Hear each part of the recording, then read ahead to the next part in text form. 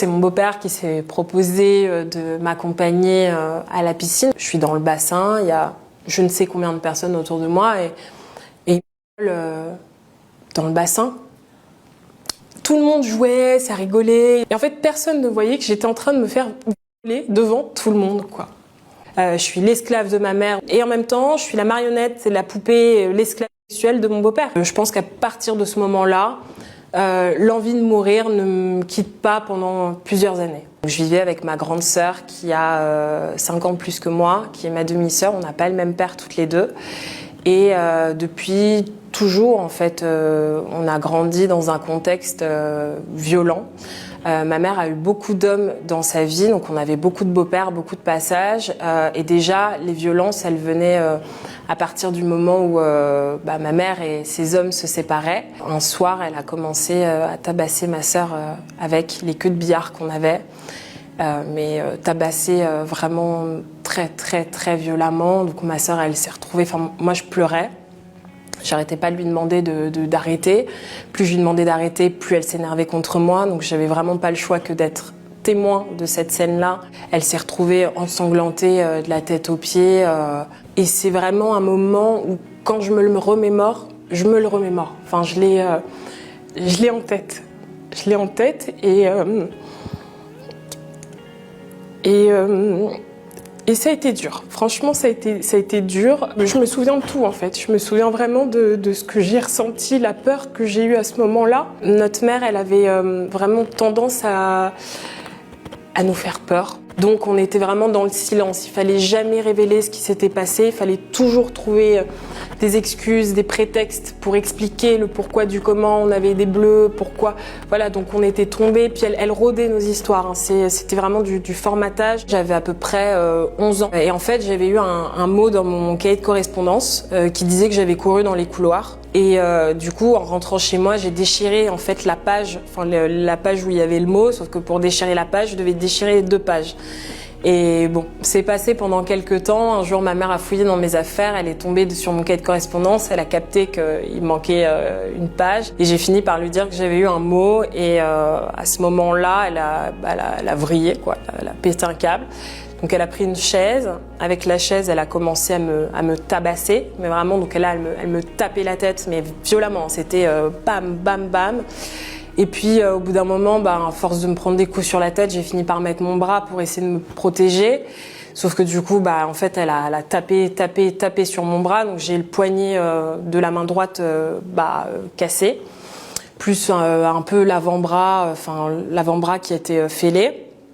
Et puis surtout, après ça, c'était pas suffisant, donc elle m'a mise toute nue. Elle a pris, on avait des multiprises, plein de multiprises dans l'appartement. Elle a réuni toutes les multiprises qu'on avait. Et puis, en fait, elle a décidé de m'attacher avec les multiprises. Donc, surtout au niveau du cou, où elle serrait. Et en fait, ce qu'elle faisait, c'est qu'elle a branché une multiprise à gauche, une multiprise à droite. En fait, elle a enroulé du coup les câbles autour de mon cou et en fait, elle serrait. Enfin, c'était tendu, quoi. Et donc, pendant plusieurs minutes, elle m'a laissé. J'étais vraiment en train d'étouffer. Et puis quand elle a vu que vraiment j'avais les yeux qui commençaient à tourner et que je commençais à tomber, elle a enlevé les câbles, quoi. Finalement, elle m'emmène chez le médecin. Là, le discours est bien rodé. Je suis tombée dans les escaliers. Il s'est passé ça. C'est jamais moi qui racontais comment ça s'était passé. C'est ma mère qui va raconter que je suis tombée de telle et telle manière et que voilà, et qu'il faut absolument me soigner. Et puis elle va se mettre aussi dans une position de mère aimante qui veut protéger son enfant. Et puis, en fait, tout le monde tombe dans le panneau. J'ai toujours eu la peur de mourir quand ma mère était violente. Toujours. Parce que je me suis toujours dit, quand elle vrille, on ne sait pas ce qui peut se passer. Et elle était vraiment tellement violente que je pense que ça aurait pu arriver. Moi, j'en suis certaine. Quand j'étais petite, mon objectif, c'était vraiment de lui faire plaisir. Donc, tout ce qu'elle me disait, je le faisais. Et c'est marrant parce que en même temps, c'était ma normalité, ces violences.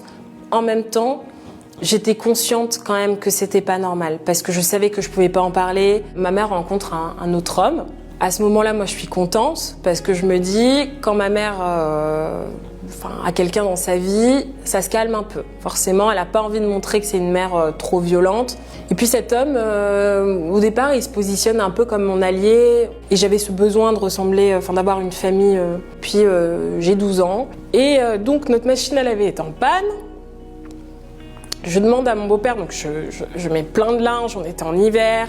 Donc il y a des pulls, il y a pas mal de choses. Donc à essorer toute seule, c'est un peu compliqué. Donc je lavais tout mon linge dans la baignoire. Et je demande à mon beau-père s'il peut venir m'aider pour essorer en fait le linge. Et au moment où on monte, mon beau-père m'attrape. Puis là il commence à me faire un câlin et tout de suite je sens que c'est chelou. Tout de suite je sens que c'est pas un câlin normal. Il se frotte beaucoup, très fort. Il commence à murmurer des choses dans l'oreille. Je sens que son souffle, c'est chelou. Et puis moi, en fait, je suis là. Je lui dis tout de suite non, quoi. Je lui dis tout de suite non. Qu'est-ce que tu fais? Puis donc il me dit chut, t'inquiète, voilà. Il m'entraîne dans la chambre, il me jette sur le matelas. Et là, en fait, il me pour la première fois. Et puis il est moi, il me traîne dans la salle de bain. Il me dit qu'il faut absolument que je m'essuie, voilà. Et puis je vois qu'il est paniqué. Puis il est redescendu dans le salon. Et puis voilà, moi je me suis nettoyée. J'étais en état de choc. Et surtout, j'étais consciente. J'étais consciente de ce qui venait de se passer. Je savais que ce que j'avais vécu c'était un et j'avais en tête d'en parler à ma mère. Et puis finalement, les choses traînent, hein. Moi je dis rien parce que je sais pas trop comment aborder le truc. Ma mère m'annonce à peine quelques semaines après qu'elle est enceinte. Là pour moi c'est la catastrophe parce que là je me dis en fait ça va être une autre charge pour moi et ça va être quelqu'un d'autre dont je vais devoir m'occuper. Et en plus de ça, je me dis je me retrouve un peu coincée parce que si j'en parle, je deviens la personne responsable de l'éloignement de cet enfant avec son père. Et puis finalement, j'essaie de tâter un peu le truc avec ma sœur. Et puis on se met à parler toutes les deux des beaux-pères qu'on a eus. Et j'aborde un beau-père que moi j'avais beaucoup aimé quand j'étais petite, que j'avais notamment appelé papa, j'avais 6 ans. Hein. Ma sœur me révèle que ce fameux beau-père, lui a fait des attouchements. Moi à ce moment-là, je suis choquée. Je lui demande comment notre mère a réagi. Elle me dit qu'elle lui en a parlé, que notre mère lui a dit de se taire, que c'était pas vrai, que c'était une menteuse. Ma sœur me parle des fameuses queues de billard. Si ma mère s'est autant défoulée sur elle, en fait, c'est parce que ma sœur a parlé. Là, en fait, moi, à ce moment-là, je comprends que en parler, c'est pas possible. Donc là, je me fais plus violer. Une fois, je me fais violer 4, 5 fois, 6 fois par jour. J'ai été opérée d'une scoliose qui était assez grave. Je suis allée en centre de rééducation d'abord et une fois que je suis sortie du centre de rééducation, il est vraiment impératif que je fasse de la natation. Donc bien sûr, c'est mon beau-père qui s'est proposé de m'accompagner à la piscine, donc j'y allais très régulièrement. La première fois que je vais à la piscine seule avec lui, je suis dans le bassin, il y a je ne sais combien de personnes autour de moi et dans le bassin, devant tout le monde. Et ça, c'est un moment qui m'a vraiment marquée parce qu'en fait, je me suis dit, j'étais en public. Tout le monde jouait, ça rigolait, il y a des gens qui nageaient, etc. Et en fait, personne ne voyait que j'étais en train de me faire violer devant tout le monde, quoi. Puis ça arrivait donc fréquemment, hein, à chaque fois qu'il m'accompagnait à la piscine, ça se passait. Et puis il y a un moment où mon beau-père en fait avait déjà une fille de sa précédente union. Ce jour-là, il avait décidé de l'emmener à la piscine avec nous. Et donc on était tous les trois et moi je commence à nager un peu dans le bassin et puis je rencontre un garçon qui a à peu près mon âge. Et puis on a commencé à se rapprocher un peu, se chahuter. Voilà, il me touchait quand même un petit peu, etc. Et en fait ça a rendu mon beau-père fou. Ça faisait même pas 15 minutes qu'on était à la piscine. Il m'a ordonné de sortir de l'eau, il a ordonné à sa fille de sortir de l'eau aussi. Et puis il était en rage. Et au moment où je suis en train de me changer, il rentre dans ma cabine. Là, il me dans la cabine, sa fille est à côté, en train de se changer. Là, il est brusque.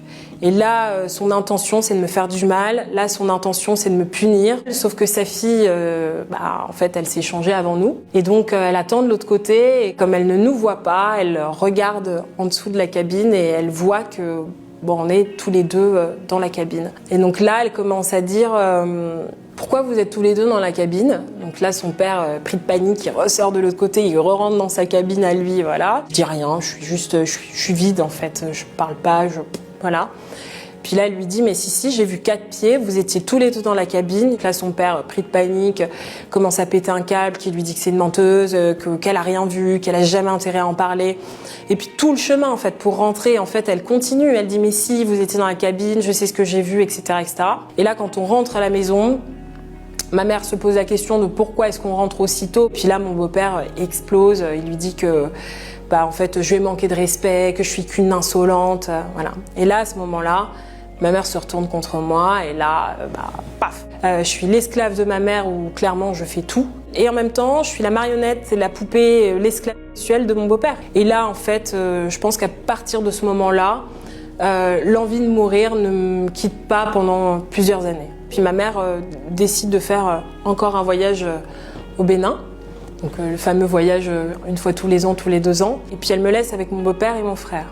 Un soir, je ressens une douleur dans le ventre. Je me suis dit que c'était mes règles, ça me faisait vraiment mal, mais bon, voilà. Puis finalement, j'appelle les pompiers et puis comme j'ai pas de responsable légal avec moi, c'est mon beau-père qui m'emmène à l'hôpital.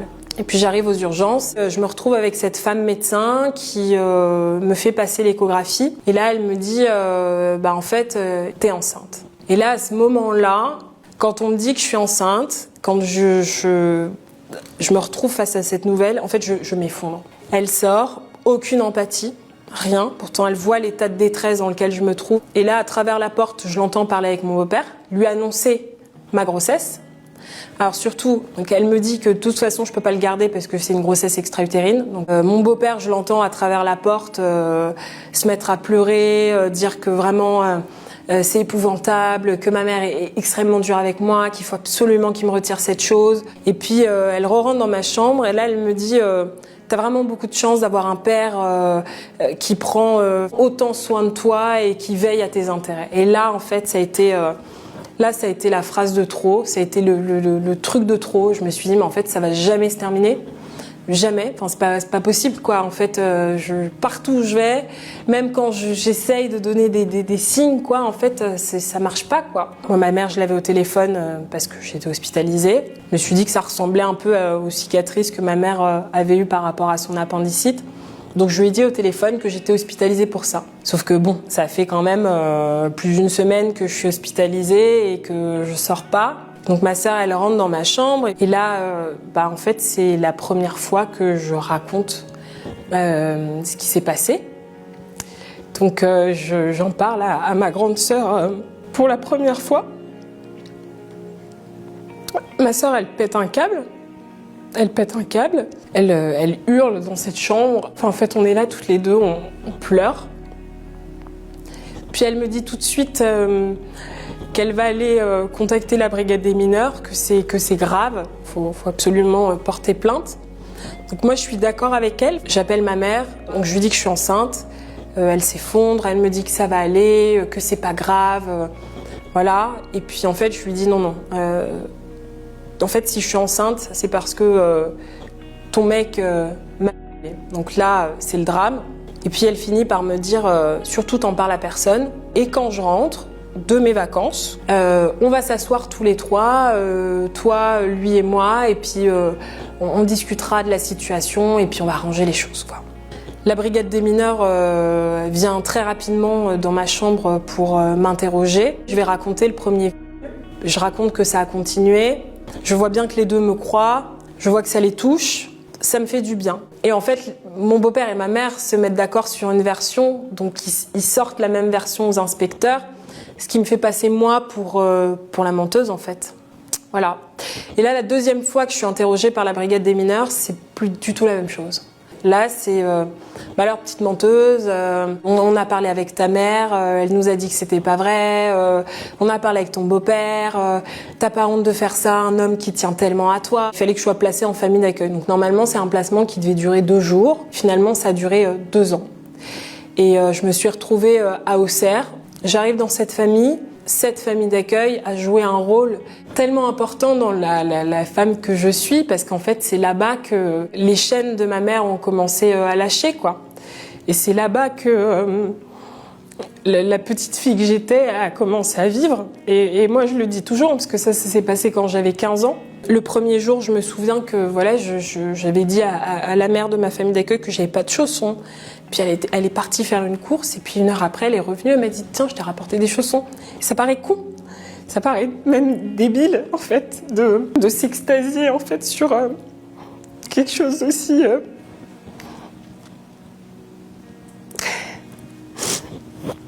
quelque chose d'aussi banal et d'aussi simple, mais pour moi, voilà, elle m'avait acheté des chaussons.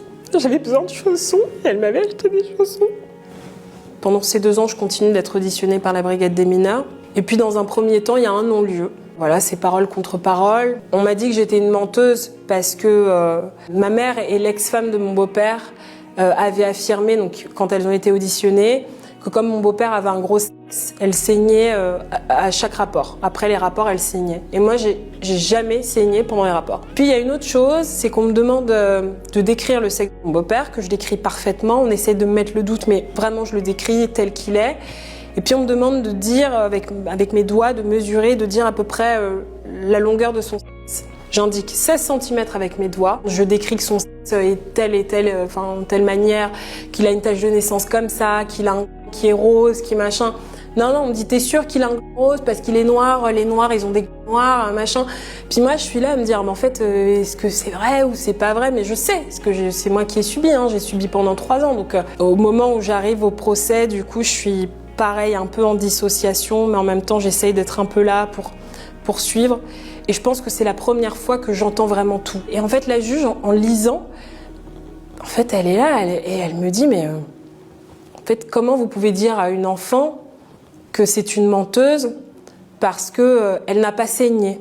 Est-ce que vous avez fait des examens médicaux dans votre enquête pour dire si oui ou non c'est normal qu'elle ne saigne pas, ou si oui ou non c'est normal que ma mère et l'ex-femme de mon beau-père aient saigné, par exemple? Et puis elle relève le fait que j'ai mesuré avec mes doigts. Et là, c'est la première fois que j'entends que ce que j'ai fait, c'est exact. Et finalement, alors qu'on partait très pessimiste avec mon avocate, à un moment, il y a une petite suspension d'audience. Et là, mon avocate, elle me dit, en fait, on va le gagner, ce procès. Et en fait, on y va, quoi. Moi qui pensais ne pas avoir besoin de cette décision de justice, finalement, mon beau-père a été reconnu coupable. Et j'ai été reconnue victime. J'ai été reconnue victime de violence. J'ai été reconnue victime de négligence. Et d'entendre, en fait, cette juge s'excuser auprès de moi, et de me dire que la justice vraiment reconnaissait tous les torts qui m'avaient été causés et qu'elle s'excusait au nom de ça. C'est lui qui devait avoir honte, c'est lui qui était condamné. C'est-à-dire qu'aujourd'hui, s'il arrive en France, en fait, il ira en prison. Et je pense que là où j'ai le plus de traumatisme, c'est justement dans ma relation avec ma fille. Je lui dis qu'il faut absolument toujours qu'elle me fasse confiance, parce que ça aussi, c'est important pour moi. Et c'est aussi dur parce que j'ai tellement peur qu'il lui arrive quelque chose. Et cette psy qui m'a suivie pendant pendant 2 ans, presque 3 ans, mais à hauteur de 1 à 2 fois par semaine, hein, tout le temps. Et puis si j'y allais pas, elle était là derrière. C'est la première, je pense, qui a réussi à me faire prendre conscience que vivre avec un parent schizophrène, c'est extrêmement compliqué. Elle s'est beaucoup droguée, elle a pris beaucoup de médicaments, elle était extrêmement violente, elle était mythomane, elle était kleptomane. Elle m'a permis de faire une vraie thérapie, de comprendre mon histoire, de savoir pourquoi j'avais agi de telle et telle façon, de comprendre que ce n'était pas de ma faute, que j'étais une victime. J'ai besoin aujourd'hui que ce soit rendu public. J'ai besoin aujourd'hui, j'ai envie de rencontrer des jeunes, par exemple, qui sont placés, et de leur donner une force, j'ai envie de leur donner une niaque et de leur dire, mais en fait, voilà, des choses compliquées, c'est injuste, c'est pas juste quand on vit des choses comme ça, c'est pas juste. Mais il faut se détacher de ça, parce que si on se raccroche à ça, malheureusement, on s'en sort pas. Il y a peut-être une dernière chose que j'ai envie de dire, que j'ai pas abordée. Je comprends cette envie de crever. Et quand on ressent ça, on a l'impression que c'est la fin du monde, et on a l'impression qu'il se passera jamais rien de beau et jamais rien de bien après. Hein. C'est vraiment ce qu'on ressent. On a l'impression que l'état dans lequel on est, on n'en sortira jamais. Et du coup, là, c'est plus un petit message pour toutes les personnes qui ont ces pensées-là, qui ont un jour eu envie de mettre fin à leur jour ou qui continuent de vouloir le faire. Non, mais le faites pas parce que la vie... quand on se bat, c'est dur, on se bat, et après, quand c'est passé, quand la tempête, elle est finie, la vie, c'est juste trop génial, quoi. Et on peut y arriver.